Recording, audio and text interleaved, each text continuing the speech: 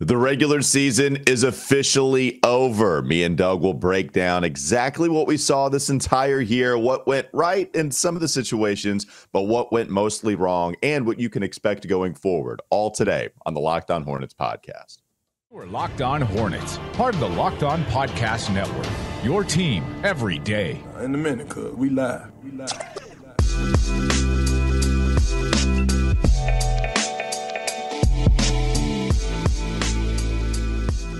It's Locked On Hornets. It's part of the Locked On Podcast Network. It's your team every day. Thanks for making us your first listen. We're free and available anywhere you get your pods, and that includes YouTube. Today's episode is brought to you by PrizePicks. First-time users can receive a 100% instant deposit match up to $100 with promo code Locked On. That's PrizePicks.com, promo code Locked On. I'm Walker Mail. You can find me on WFNZ every single day, every single weekday from 12 to 3, Sports Radio 92.7 FM.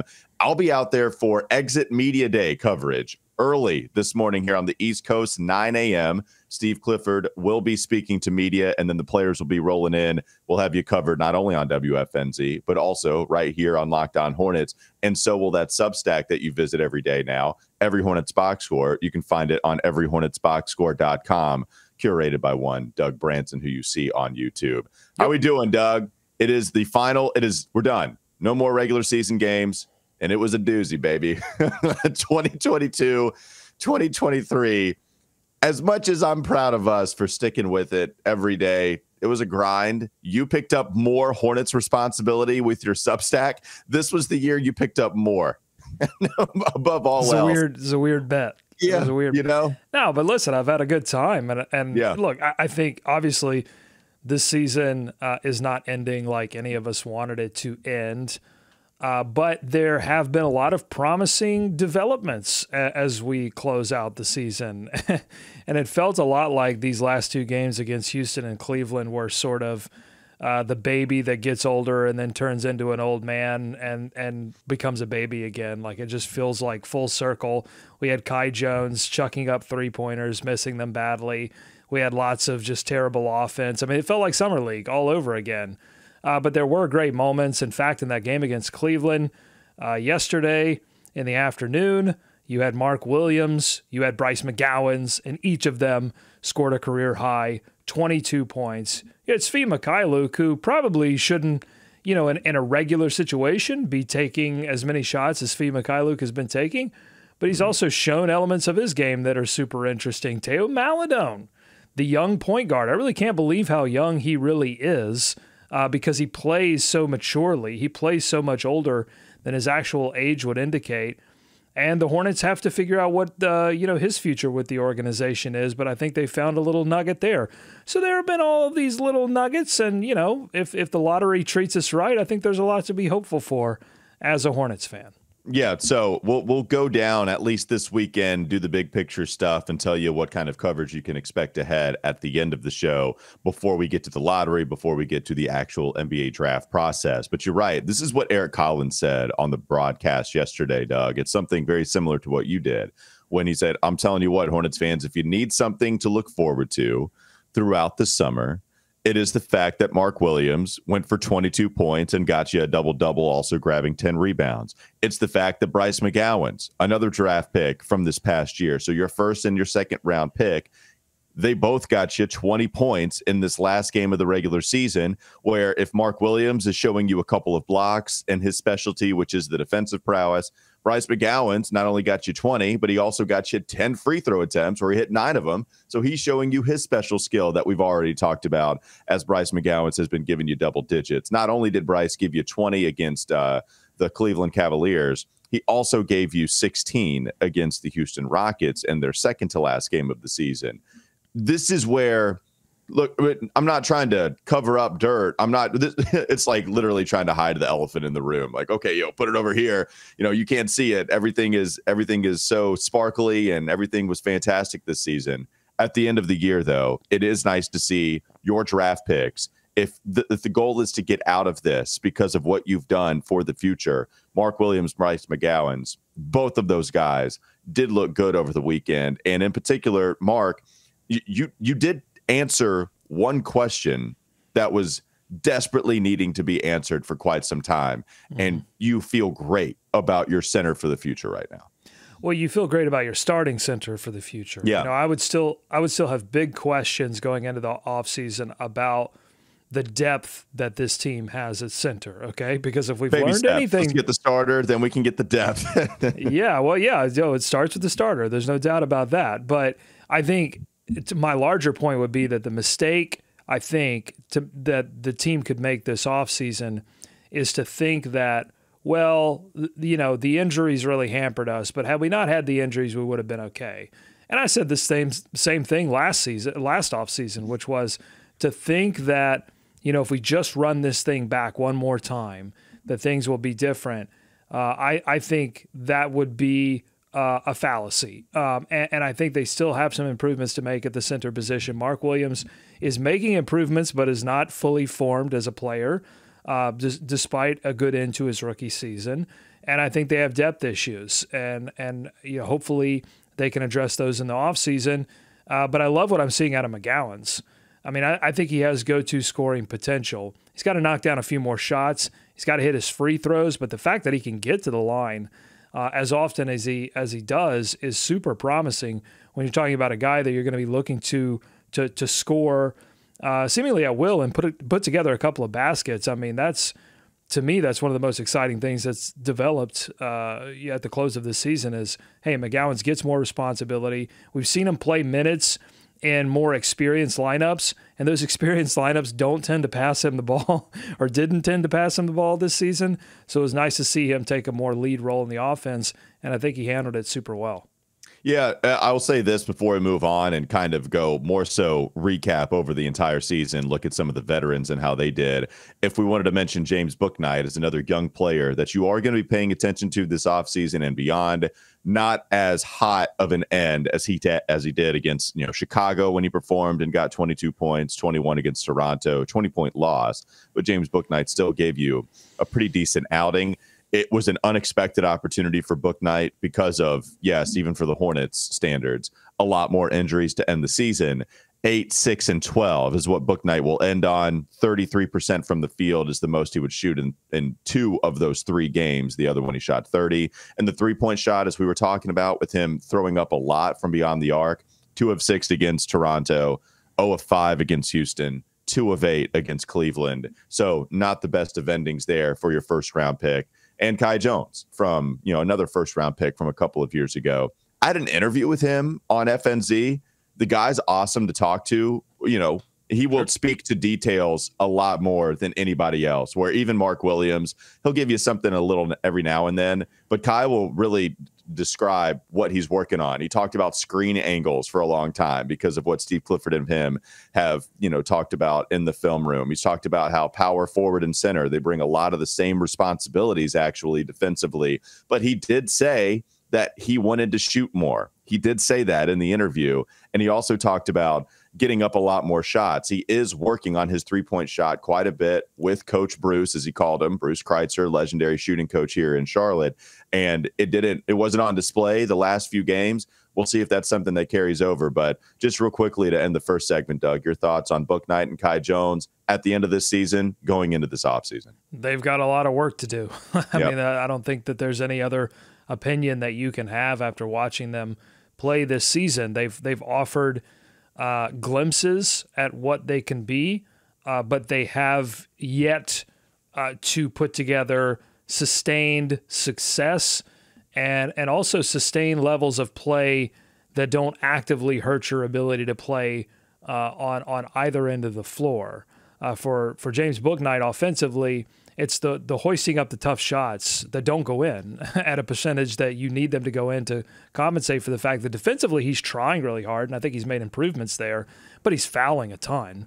And I think it's that's hurting the team defensively, his ability not to, or his inability to guard without fouling. And then for Kai Jones, it's just the mistakes. It's the turnovers, it's the ball handling, it's the bad screens.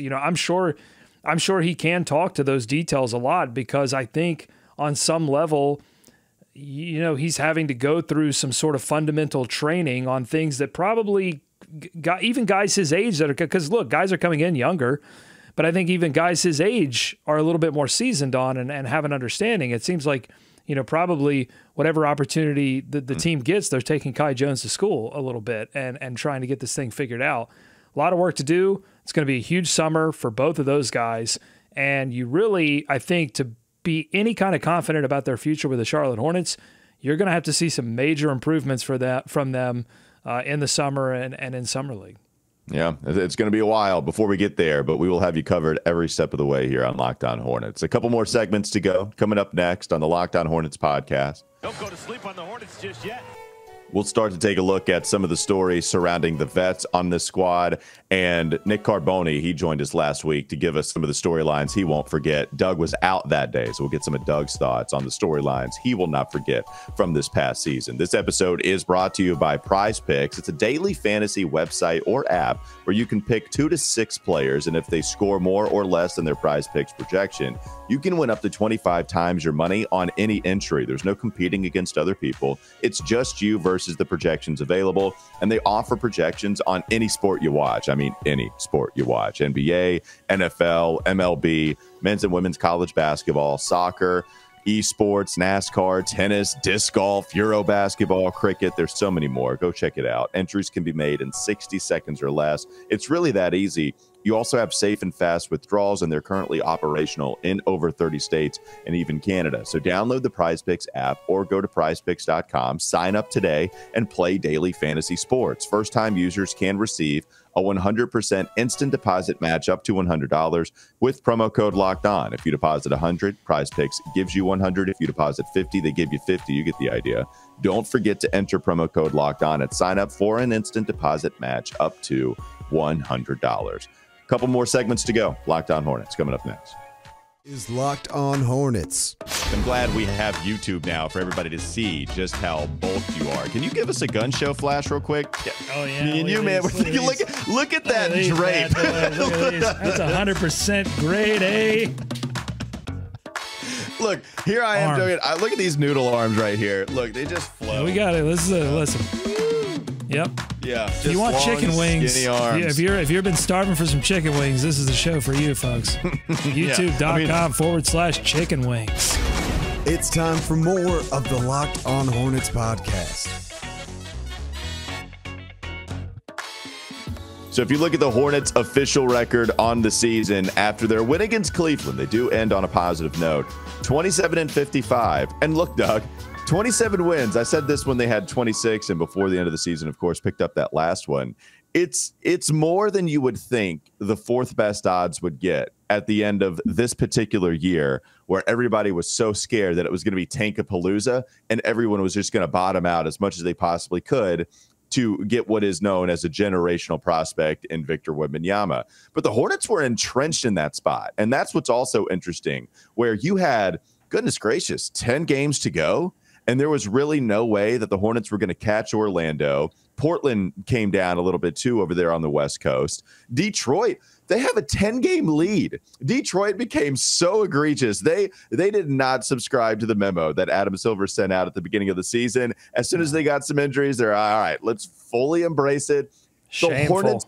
The Hornets finished 10 games above the Pistons in the Eastern Conference, and Detroit finished with a worse record than Houston and San Antonio. And it was Detroit and the Hornets. They were battling for a little while with that positioning, if there is such a thing as battling for that positioning in the Eastern Conference. They finished with 27 wins. They're locked in. They're going to have a 12.5% shot at getting Victor Wembanyama. The 3 teams I just mentioned are all going to have a 14% shot. So we're going to have you covered with this offseason. But I do think, Doug, that the Hornets, unlike those other 3 teams, they're in a situation where they did not come in with any inkling that they might tank. All the other teams did. No surprise at all that these other 3 teams are down here.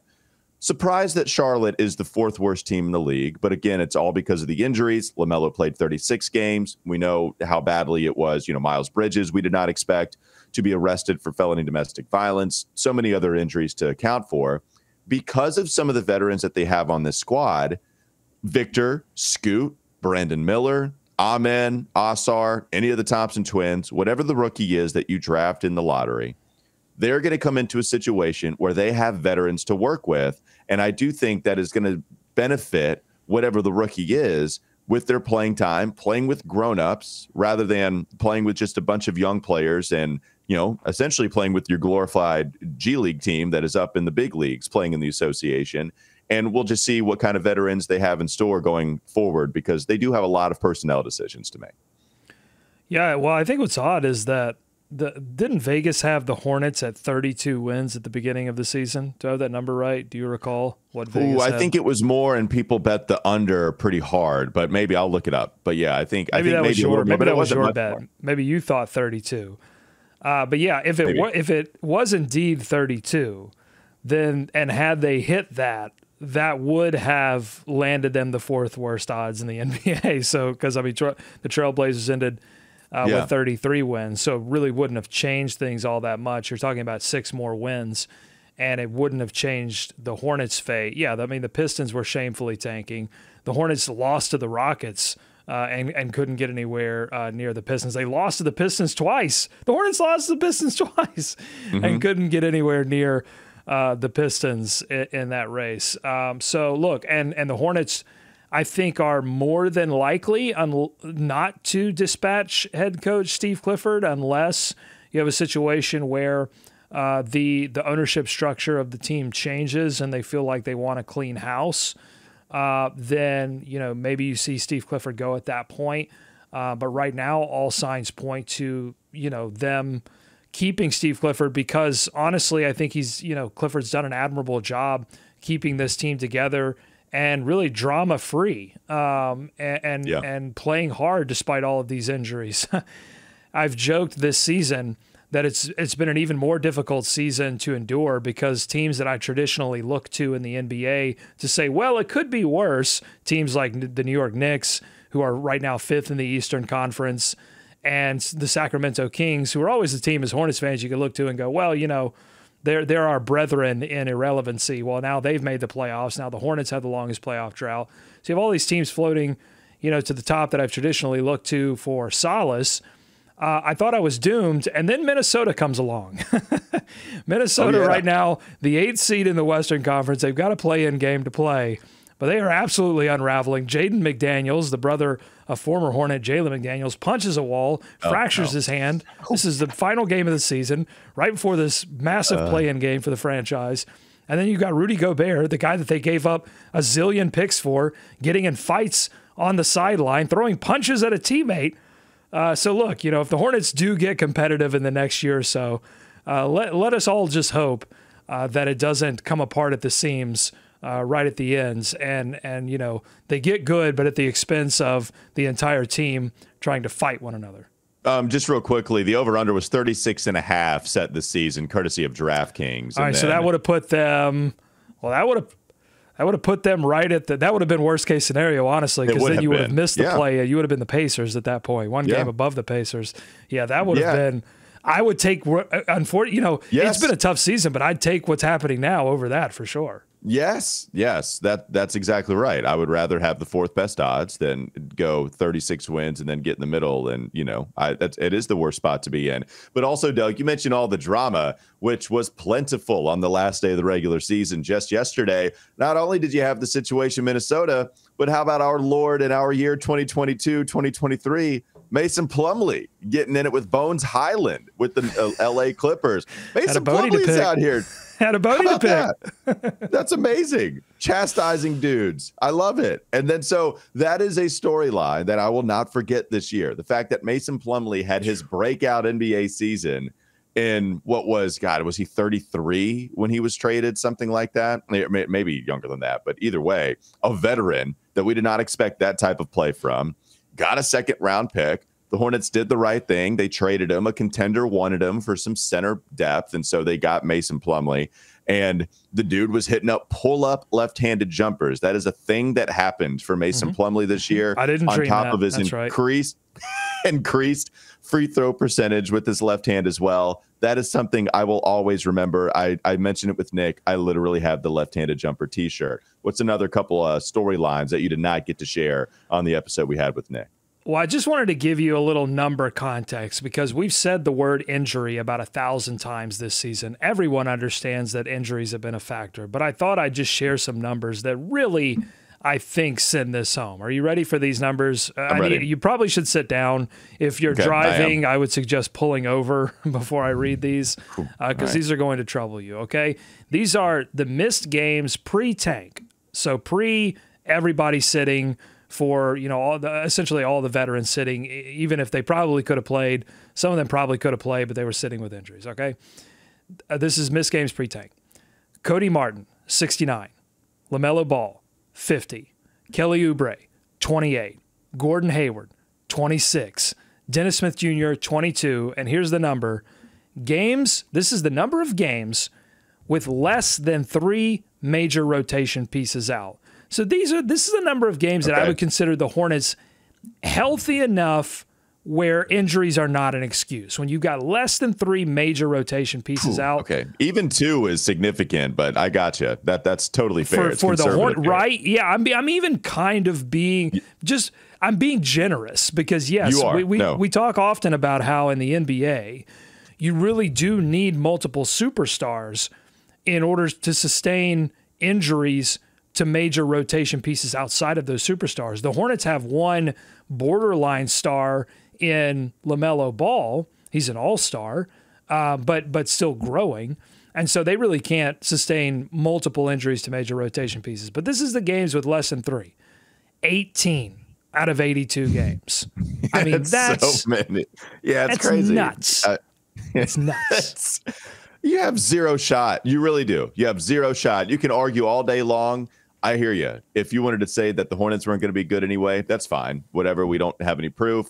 Don't know if they would have broken that 36.5 over-under total at the beginning of the season, but you are absolutely not going to do it if you have 18 games where there are less than 3 big-time players on your roster injured. And here's another stat. If we just want to go through all of the pain of the injuries, I have a stat for you as well. I read this on Friday on Wes and Walker.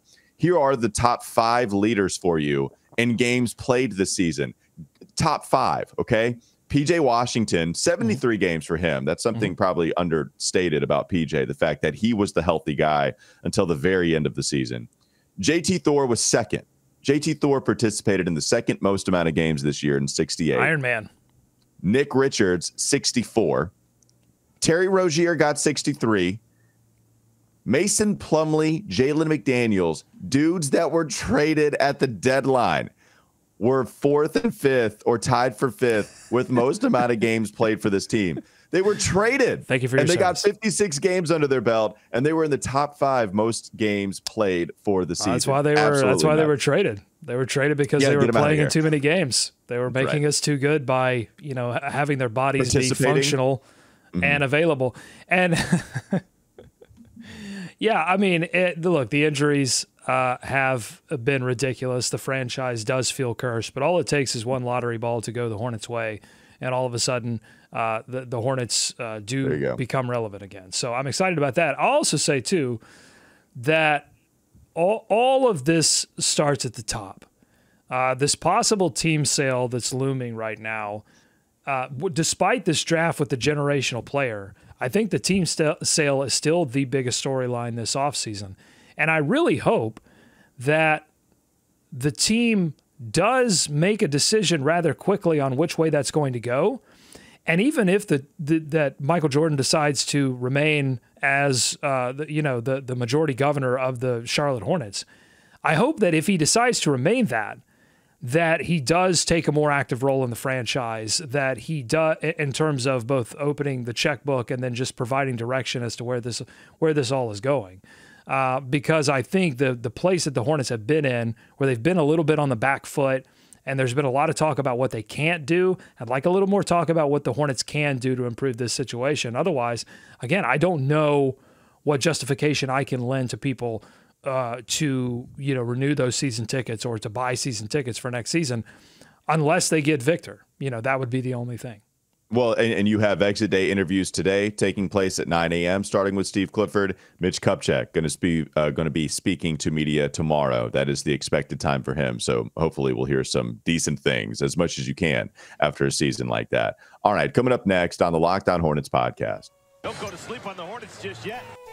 We'll give you some more storylines that have come and gone this season, and we'll also look ahead to the offseason. This episode is brought to you by Ultimate Pro Basketball GM. If you've had some kind of fantasy about managing your own basketball franchise and wanting to play in the big leagues at that kind of position, go download Ultimate Pro Basketball GM right now. That game allows you to manage every strategic aspect of the franchise, playing through seasons and leading your franchise and fans to glory as you build a historic dynasty. In the simulation, you are responsible for everything from dealing with challenging personalities like the players and the coaches, hiring the right guys in the first place, trading and training the right players, making draft picks, and navigating your franchise through free agency and the draft, as well as all the ups and downs that come with it.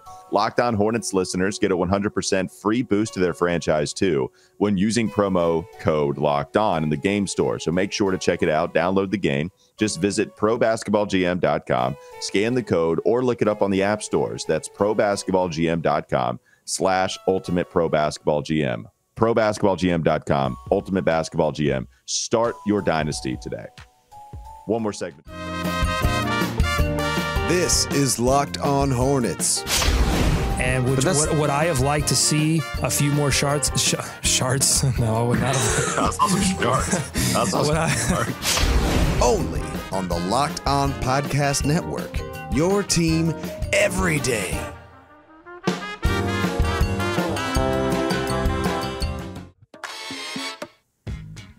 Doug, when we were talking after the storyline episode we had with Nick Carboni, you mentioned to me one that I had forgotten happened this year.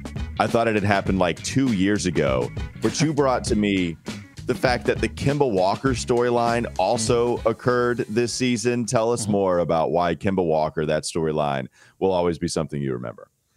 Well, it's a will they, won't they situation. You know, you had the opportunity as a franchise to reunite with your leading scorer of all time in Kemba Walker. He was out there to be had. Eventually, Dallas would scoop him up, but I don't think that really worked out as well. It seems, unfortunately, that this may be the end of the road in terms of the NBA for Kemba Walker, and that really due to some of the injuries that the Hornets were beginning to sense when they decided to move on from him and usher in their next era of Hornets basketball without Kemba Walker.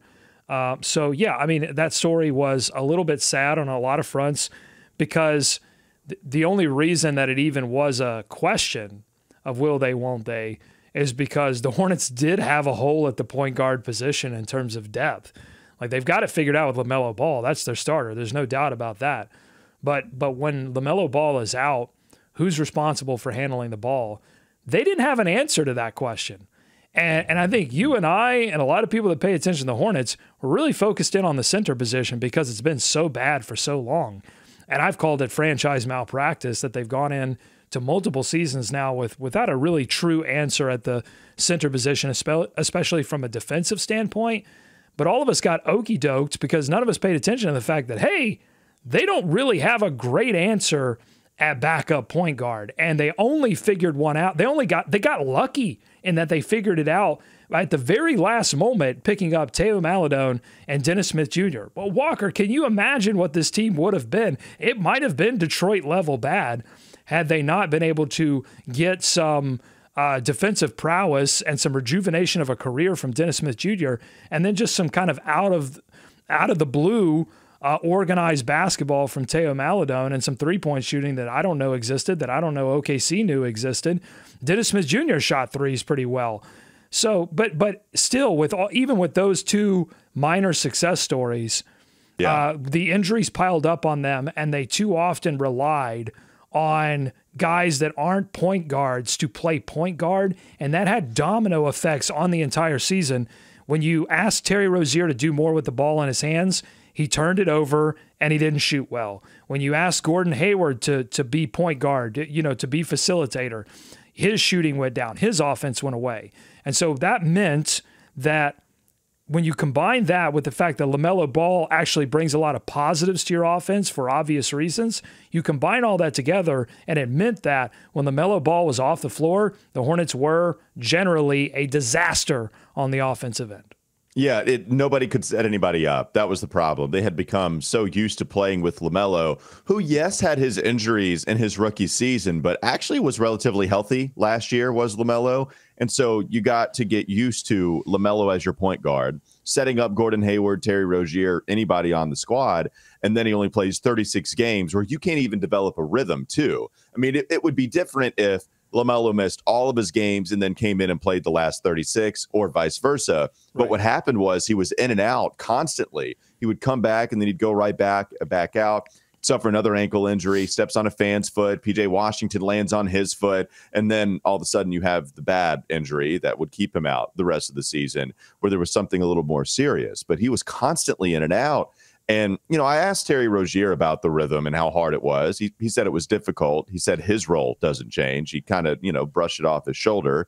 I think it does change just by watching. I think anyone with eyeballs could see that it changed. Like, I mean, with all due respect to Terry, he's a warrior. He goes out there and says, what do you need me to do? I'm going to go out there and do it. Yeah. But I think anyone that watched, that subjected themselves to some of these games where he and Kelly Oubre combined for 75% of the shot attempts, they could see, the ball's not moving. And when it does, they turn it over. And Terry Rozier isn't the same offensive player when he's asked to play point guard than he is when he's asked to play shooting guard. So just to end on a couple of other storylines with guys on the roster, I'll kick back to you a couple of things I mentioned with Nick, who joined us last week. If you guys want to check that episode out.